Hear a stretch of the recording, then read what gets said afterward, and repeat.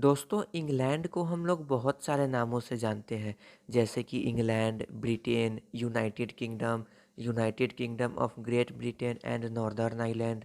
तो क्या सच में ये सारे नाम इंग्लैंड के ही हैं या फिर इन नामों का अलग अलग मतलब है?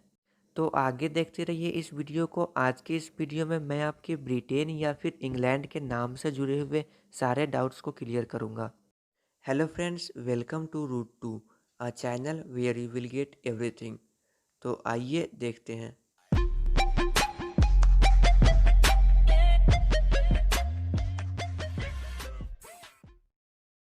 दोस्तों सबसे पहले हम बात करते हैं कि इंग्लैंड और ब्रिटेन क्या है। तो इंग्लैंड एक कंट्री का कॉन्स्टिट्यूशनल नेम है, पर ब्रिटेन किसी कंट्री का कॉन्स्टिट्यूशनल नेम नहीं है। ये एक ऐसा नाम है जिसे हम कॉमनली यूज़ करते हैं। जिस कंट्री को हम लोग ब्रिटेन बोल के इंडिकेट करते हैं, उस कंट्री का पूरा नाम है United kingdom of great Britain and northern island, जिसे हम ब्रिटेन या फिर यूके के नाम से भी जानते हैं। अब यूनाइटेड किंगडम या यूके एक ऐसा कंट्री है जिसके अंदर चार अलग अलग कंट्रीज हैं, जिसका नाम है इंग्लैंड, वेल्स, स्कॉटलैंड और नॉर्दर्न आइलैंड। अब ऐसा नहीं है कि ये चारों कंट्रीज हमेशा से एक ही साथ थी, बल्कि ये चारों अलग अलग किंगडम्स थे। पर इंग्लैंड के रूलर्स ने अलग अलग टाइम पर बाकी तीनों किंगडम्स को जीत लिया और सभी चारों किंगडम्स को यूनाइट करके United kingdom of great Britain and northern island बना दिया। इस सब की शुरुआत होती है ईयर 1277 से। एक्चुअली शुरुआत तो होती है 1155 से, पर उसके बारे में हम आगे बात करेंगे।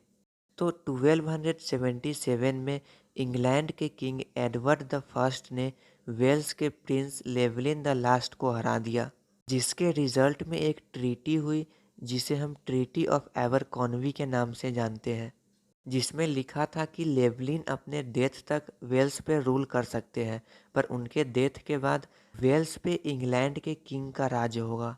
पर 1282 में एक विद्रोह के बाद एडवर्ड द फर्स्ट ने वेल्स पे फिर से हमला कर दिया, जिसमें लेवलिन की मौत हो गई। अब उस समय वेल्स बहुत सारे छोटे छोटे हिस्सों में बटा था और अलग अलग हिस्सों पे अलग अलग प्रिंस का राज था। तो लेवलिन के मौत के बाद उनके राज्य पे एडवर्ड का कब्जा हो गया और साथ ही एडवर्ड ने नॉर्थ और वेस्ट वेल्स के प्रिंस को भी हटा दिया, जो कि लेवलिन से अलाइड थे, जिसका रिजल्ट हुआ स्टैच्यूट ऑफ रुधलन, जो कि 1284 में इशू हुआ। अब यहाँ पे एक टर्म निकल के आता है स्टैच्यूट। तो स्टैच्यूट किसी भी ऐसे पेपर वर्क को कहा जाता है जो कि किसी लेजिस्लेटिव बॉडी द्वारा इशू होता है। और क्योंकि ये स्टैच्यूट रुधलन कासल से इशू हुआ था, इसीलिए इसका नाम स्टैच्यूट ऑफ रुधलन पड़ा। ये एक कॉन्स्टिट्यूशनल बेसिस प्रोवाइड करता है वेल्स पे एडवर्ड के रूल का, जिसमें कुछ नियम लिखे हुए थे। जिसके बाद जो बचे हुए प्रिंस थे उन सभी को मार्चर लॉर्ड बना दिया गया। अब मार्चर लॉर्ड उन लोगों को कहा जाता है जो उस टाइम पे इंग्लैंड और वेल्स के बॉर्डर वाले एरिया पे रूल करते थे। उसके बाद 1535 में मार्चर लॉर्ड्स के पावर को ख़त्म कर दिया गया और इंग्लैंड और वेल्स को पॉलिटिकली यूनाइट कर दिया गया, जिसके बाद इन दोनों कंट्रीज़ की एक ही किंग और एक ही पार्लियामेंट होगी। उस समय इंग्लैंड के जो किंग थे उनका नाम था हेनरी द एट्थ। इन दोनों कंट्रीज़ का union the laws in Wales act 1535 and 1542 के तहत हुआ, जिसके बाद इंग्लिश को वेल्स का ऑफिशियल लैंग्वेज बना दिया गया, जबकि वहाँ के मेजॉरिटी लोग वेल्स बोलते थे। इस यूनियन के बाद इंग्लैंड और वेल्स दो अलग अलग कंट्रीज तो थे, पर इन दोनों पे एक ही किंग का रूल था और इन दोनों कंट्रीज को यूनाइट रूप से किंगडम ऑफ इंग्लैंड कहा जाता था। अब हम बात करते हैं इस यूनियन के सेकेंड फेज की, जब kingdom of England kingdom of great Britain में चेंज हो गया। ये कहानी शुरू होती है 1503 से, जब स्कॉटलैंड के किंग जेम्स द फोर्थ का शादी इंग्लैंड के किंग हेनरी द सेवेंथ की बेटी से हुआ, जिनका नाम था मार्गरेट टूडोर। जिसके लगभग 100 साल के बाद 1603 में एलिजाबेथ द फर्स्ट की डेथ हो गई, जो कि उस समय किंगडम ऑफ इंग्लैंड की क्वीन थी। जिसके बाद जेम्स द सिक्स्थ ने किंगडम ऑफ इंग्लैंड का थ्रोन संभाला, जो कि स्कॉटलैंड के किंग और जेम्स द फोर्थ के ग्रेट ग्रैंडसन थे। जिसके बाद किंगडम ऑफ स्कॉटलैंड और kingdom of England personal union में आ गया। अब पर्सनल यूनियन वैसे सिचुएशन को कहा जाता है जब दो किंगडम के किंग तो सेम होते हैं, पर वो दोनों किंगडम पॉलिटिकली जुड़े हुए नहीं होते हैं। जिसके बाद बहुत सारे पॉलिटिकल और सोशल कॉन्फ्लिक्ट्स हुए, जिसमें किंगडम ऑफ आयरलैंड भी शामिल था।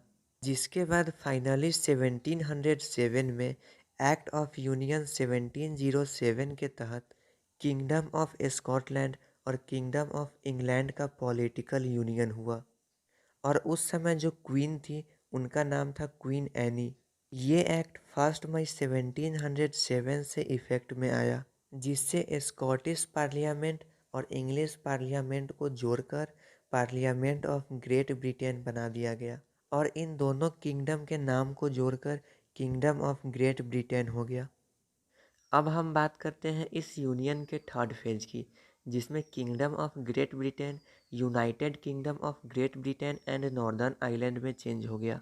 ये कहानी शुरू होती है 12th सेंचुरी से, जब आयरलैंड छोटे छोटे हिस्सों में डिवाइडेड था और सभी पे रीजनल डायनेस्टीज के हेड का कब्जा था, जिसमें से हर कोई पूरे आयरलैंड पे कब्जा करना चाहता था। ईयर 1155 में पोप एड्रियन द फोर्थ ने एक पैपल बुल इशू किया, जिसमें इंग्लैंड के किंग हेनरी द सेकेंड को आयरलैंड का लॉर्डशिप दे दिया ताकि वो चर्च के प्रैक्टिस में रिफॉर्म ला सके। पैपल बुल वैसे डॉक्यूमेंट को कहा जाता है जो कि कोई पोप इशू करते हैं। जिसके बाद ईयर 1171 में हेनरी द सेकेंड आयरलैंड में आए और उसके कुछ हिस्से पे अपना लॉर्डशिप बना लिया। अब यहाँ पर एक टर्म निकल के आता है लॉर्डशिप, तो बहुत सारे लोग लॉर्डशिप और किंगडम में कंफ्यूज होंगे। तो किंगडम ऐसे जगह को कहा जाता है जहाँ पे किंग का रूल होता है और सिर्फ किंग का उत्तराधिकारी ही गद्दी पर बैठ सकता है। वहीं पर लॉर्डशिप पे लॉर्ड रूल करता है, जो बस एक सम्मान या टाइटल होता है जो किसी को दिया जाता है, जो कि हमेशा किंग के अंडर में ही होता है। किसी भी किंगडम का सबसे पावरफुल पर्सन उसका किंग होता है, पर लॉर्डशिप के केस में ऐसा नहीं होता है। लॉर्ड्स बस अपने लॉर्डशिप पे रूल कर सकते हैं, पर वो होते हैं किंग के अंडर में ही। तो अब हम बात करते हैं आयरलैंड की, जहाँ पे ईयर 1177 में हेनरी द सेकेंड ने अपने छोटे बेटे जॉन लैकलैंड को आयरलैंड का लॉर्ड बना दिया जब वो मात्र 10 साल की उम्र के थे। उसके बाद ईयर 1541 में हेनरी द एट्थ ने क्राउन ऑफ आयरलैंड एक्ट 1542 के तहत लॉर्डशिप ऑफ आयरलैंड को किंगडम ऑफ आयरलैंड में कन्वर्ट कर दिया। ये एक्ट पार्लियामेंट ऑफ आयरलैंड द्वारा पास किया गया था, जिसमें हेनरी द एट्थ को आयरलैंड का किंग बना दिया गया था। अब ये तो आप लोगों को पता ही है कि जब भी दो किंगडम के किंग सेम होते हैं तो उन दोनों किंगडम में पर्सनल यूनियन हो जाता है। अब अगर आपको स्कॉटलैंड वाला इंसिडेंट याद होगा तो 1603 के बाद स्कॉटलैंड, आयरलैंड और किंगडम ऑफ इंग्लैंड तीनों पर्सनल यूनियन में था अनटिल 1707 में किंगडम ऑफ इंग्लैंड और kingdom of Scotland politically unite नहीं हो गया। 1707 में जब kingdom of great Britain form हुआ, उसके बाद से किंगडम ऑफ ग्रेट ब्रिटेन और kingdom of Ireland personal union में था, जब तक कि एक्ट ऑफ यूनियन 1800 के तहत किंगडम ऑफ ग्रेट ब्रिटेन और किंगडम ऑफ आयरलैंड यूनाइट नहीं हो गया।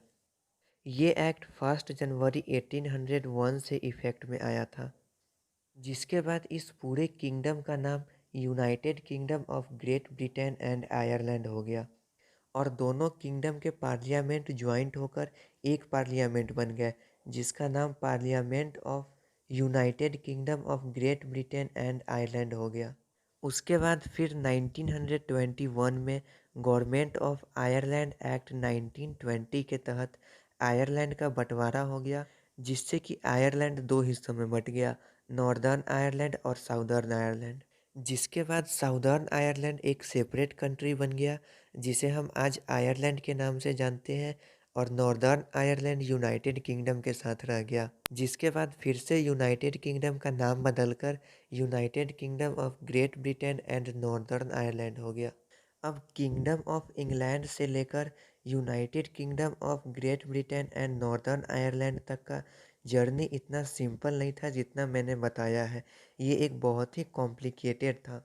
बहुत सारे ऐसे इंसिडेंट, फाइट, वॉर और कॉन्फ्लिक्ट्स हुए हैं जिन्हें मैंने स्किप कर दिया, और मैंने आपको इस वीडियो में सिर्फ उन्हीं इंसिडेंट्स के बारे में बताया है जो कि बहुत ही हाईलाइटेड थे। फिर भी अगर आपको ऐसा लगता है कि मैंने इस वीडियो में कुछ गलत बताया है या फिर कुछ इंसिडेंट को छोड़ दिया है जो कि इस वीडियो में शामिल होने चाहिए, और अगर आप उस इंसिडेंट को जानते हैं तो प्लीज़ कमेंट्स में ज़रूर बताएं। अब जैसे जैसे किंगडम्स के नाम चेंज होते गए वैसे वैसे उनके फ्लैग्स भी चेंज होते गए। जैसा कि आप स्क्रीन पे देख सकते हैं कि किंगडम ऑफ इंग्लैंड का फ्लैग अलग था, किंगडम ऑफ ग्रेट ब्रिटेन का फ्लैग अलग था, और United kingdom of great Britain and northern Ireland का फ्लैग अलग है। जैसे जैसे किंगडम्स मर्ज होते गए वैसे वैसे उनके फ्लैग्स को भी मर्ज किया गया, और अभी जो फ्लैग है वो तीनों किंगडम के फ्लैग्स को मिलाकर बना है। अब अगर हम यूनाइटेड किंगडम की ज्योग्राफी की बात करते हैं तो ये बेसिकली दो आइलैंड को मिलाकर बना है। पहले आइलैंड का नाम है ग्रेट ब्रिटेन और दूसरे आइलैंड का नाम है आयरलैंड। तो जिस आइलैंड का नाम है ग्रेट ब्रिटेन उसके अंदर तीन कंट्रीज आते हैं, वेल्स, स्कॉटलैंड और इंग्लैंड। और जिस आइलैंड का नाम है आयरलैंड उसके अंदर दो कंट्रीज आते हैं, पहला आयरलैंड जिसे हम रिपब्लिक ऑफ आयरलैंड के नाम से भी जानते हैं जो कि एक सेपरेट कंट्री है, और दूसरा नॉर्दर्न आयरलैंड जो कि यूनाइटेड किंगडम के साथ है। तो अब हम एक बार रिवाइज कर लेते हैं ताकि इन सभी नामों के बीच में कोई कन्फ्यूजन ना हो। तो शुरू करते हैं इंग्लैंड से। इंग्लैंड एक कंट्री का नाम है। वेल्स, स्कॉटलैंड और नॉर्दर्न आयरलैंड ये तीनों भी कंट्रीज़ के ही नाम हैं, और ये चारों कंट्रीज़ मिलके एक कंट्री बनाते हैं जिसका नाम है United kingdom of great Britain and northern Ireland, जिसे यूके, यूनाइटेड किंगडम या ब्रिटेन के नाम से भी जाना जाता है।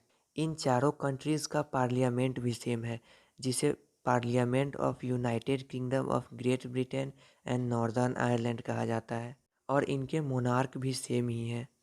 अब एक टर्म बच जाता है ग्रेट ब्रिटेन। तो ग्रेट ब्रिटेन एक आइलैंड है जिसके ऊपर तीन कंट्रीज़ हैं, स्कॉटलैंड, वेल्स और इंग्लैंड। इसके बाद एक दूसरा आइलैंड है जिसका नाम है आयरलैंड। उसके अंदर दो कंट्रीज़ हैं। पहला है आयरलैंड जिसे हम रिपब्लिक ऑफ आयरलैंड के नाम से भी जानते हैं जो कि एक सेपरेट कंट्री है, और दूसरा है नॉर्दर्न आयरलैंड जो कि यूनाइटेड किंगडम के साथ है। अब ऐसा नहीं है कि इन्हीं दोनों आइलैंड से मिलकर यूनाइटेड किंगडम बना है, बल्कि यूनाइटेड किंगडम के अंदर बहुत से छोटे छोटे आइलैंड्स आते हैं जो कि इन्हीं दोनों आइलैंड के पास में है। तो मैं उम्मीद करता हूँ कि आपके सारे डाउट्स जो भी इंग्लैंड, ब्रिटेन और यूनाइटेड किंगडम के नाम से होंगे वो सभी क्लियर हो गए होंगे। तो बस आज का ये वीडियो यहीं पे ख़त्म होता है। अगर आपको ये वीडियो पसंद आया हो तो लाइक और शेयर ज़रूर कीजिए, और चैनल को सब्सक्राइब कीजिए ऐसे ही नॉलेजफुल वीडियोज़ हिंदी में देखने के लिए। और साथ ही नीचे कमेंट्स में लिखकर ज़रूर बताइए कि आपको ये वीडियो कैसा लगा।